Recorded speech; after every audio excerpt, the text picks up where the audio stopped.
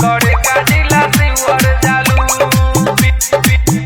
पिपरारी में अक्सर भेटालू करे का जिला शिवर जालू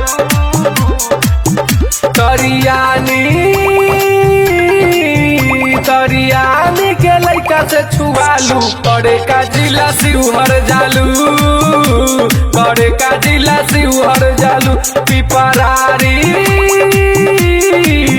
पिपरारी में अक्सर भेटालू करे का जिला शिवर जालू करे का जिला शिवर जालू करे का जिला शिवर जालू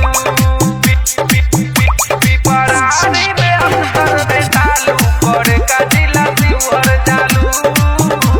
करे का जिला देखी के चढ़ल जवानी छोड़ता मन पानी पानी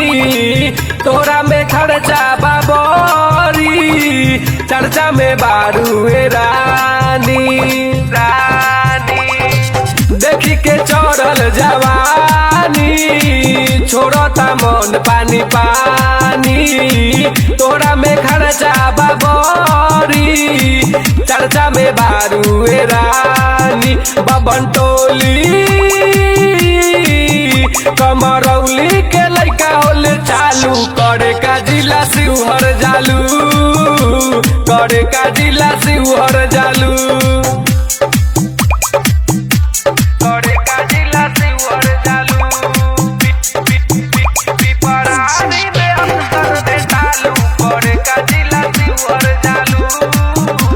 करे का जिला कुसहर सुमौती हर नाही टच करेला पारा पारी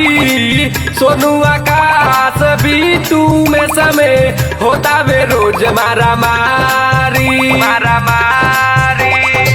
कुसहर सुमौती हर नाही टच करेला पारा पारी सोनू बीटू आकाश में समय होता वे रोज मारा मारी हा देखुली में सुनील के भेटालू करे का जिला शिवर जालू करे का जिला शिवर जालू।